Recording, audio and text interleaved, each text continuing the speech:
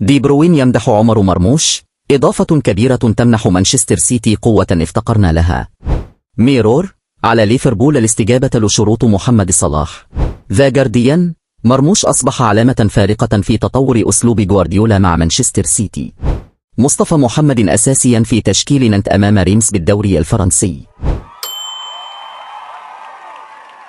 أشاد كيفن دي بروين بزميله الجديد عمر مرموش بعد ظهوره الأول مع مانشستر سيتي في مباراة تشيلسي، والتي انتهت بفوز السيتيزن بنتيجة من 3-1 في بطولة الدوري الإنجليزي الممتاز.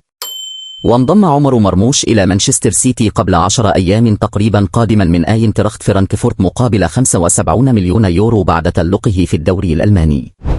وتعززت صفوف مانشستر سيتي أيضا بكل من عبد القادر خوسانوف وفيتو رايس، وهو ما يمنح الفريق خيارات إضافية في المنافسة على مختلف البطولات.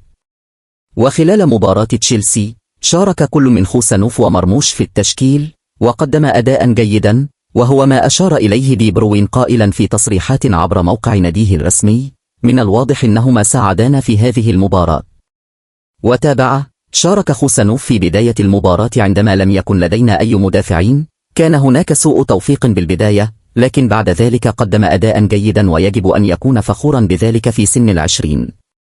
أما عن مرموش فقال: أعتقد أن عمر قدم مباراة جيدة وأظهر الإمكانات المميزة التي يتمتع بها، شيء ربما افتقرنا إليه قليلا في السابق، لاعب يجيد الركض خلف المدافعين ويمكنه اللعب في عدة مراكز.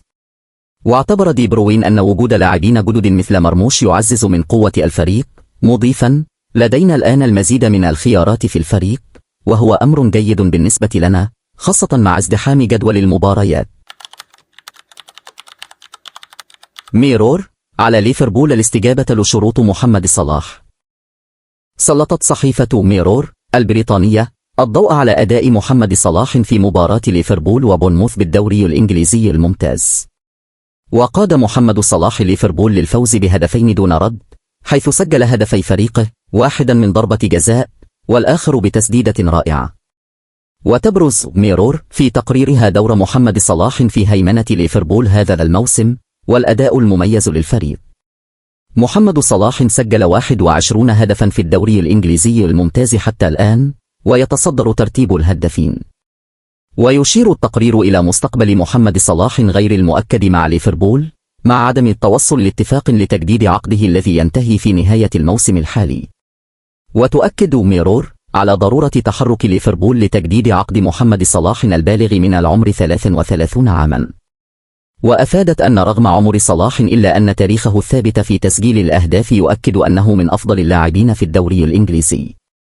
صلاح كان أيضا أحد الأسباب الرئيسية في تفوق ليفربول في الدوري هذا الموسم بصناعة الفارق في عدة مباريات، ومع وجوده يبدو الفريق مرشحا قويا للفوز باللقب. وأتمت موضحة أن صلاح قادر على الاستمرارية في هذا المستوى لوقت طويل، وعلى ليفربول الاستجابة لمطالبه ودفع ما يريده للتوقيع على عقد جديد بالشروط التي يحددها. ذا جارديان: مرموش أصبح علامة فارقة في تطور أسلوب جوارديولا مع مانشستر سيتي. أشادت صحيفة ذا جارديان البريطانية بالنجم المصري عمر مرموش لاعب مانشستر سيتي بعد ظهوره الأول مع الفريق أمام تشيلسي في الدوري الإنجليزي. وظهر مرموش لأول مرة مع مانشستر سيتي بعد انضمامه من أينتراخت فرانكفورت الألماني أمام تشيلسي في الجولة 23 من الدوري الإنجليزي الممتاز. وقالت صحيفة ذا جارديان إن مرموش لعب 73 دقيقة ضد تشيلسي ولمس الكرة 28 مرة، ولم يكن مؤهلا للمشاركة في الفوز من 3-1 على كلوب بروج ليلة الأربعاء في دوري أبطال أوروبا. وأشارت الصحيفة الإنجليزية إلى أن وصول مرموش يشبه علامة فارقة حقيقية في تطور أسلوب بيب جوارديولا في مانشستر سيتي. وأكدت الصحيفة أن وصول مرموش أضاف قوة أخرى بالكامل لمانشستر سيتي، حيث كان يقوم باستمرار بتمريرات منحنية من الخلف، ولكن بشكل أساسي من الخارج إلى الداخل نحو المناطق الوسطى ضد الدفاعات المستعدة لتهديد هالاند، وأدى هذا لتضييق تشيلسي للمساحات، تاركا فجوات ضخمة لنونيس وجفارديول للهجوم على الأجنحة. وأدت تحركات مرموش في المباراة إلى إشادة جوارديولا بالنجم المصري قائلا: لقد قام بتحركات مذهلة لم يتمكن اللاعبون في الوسط من رؤيتها. وأتمت الصحيفة البريطانية تقريرها مشيرة إلى أن دفاعات الفرق يجب أن تتعامل في الفترة المقبلة مع الأسلوب الجديد للعب مانشستر سيتي بعد انضمام عمر مرموش، حيث أصبح هناك أكثر من طريقة يعتمد عليها فريق بيب جوارديولا، منها تراجع هالاند إلى العمق وركض مرموش خلف المدافعين، أو بقاء مرموش على الأطراف وركض هالاند خلف المدافعين، أو ركض كلاهما خلف المدافعين. مصطفى محمد أساسيا في تشكيل نانت أمام ريمس بالدوري الفرنسي. تواجد مصطفى محمد مهاجم نانت في تشكيل فريقه الأساسي أمام ريمس في المباراة التي ستقام في بطولة الدوري الفرنسي، مواضيع ذات صلة لكيب بعد رفض عرض الأهلي. رين يفاوض مونبليه لضم موسى التعمري بعد إقالة بيير ساغ. فونسيكا المدرب الأقرب لليون الدوري الفرنسي. أولمبيك ليون يقيل المدرب بيير ساغ بسبب تراجع النتائج، ويلعب نانت مساء اليوم الأحد مع ريمس على ملعب أوغست دولون ضمن مباريات الجولة العشرون لبطولة الدوري الفرنسي من 2024 إلى 25. ويتطلع نادي نانت لتحقيق الفوز الأول في البطولة منذ مباراة الجولة 14 والتي انتصر فيها على نادي رين بنتيجة من 1-0، حيث تعثر بعدها 5 مرات.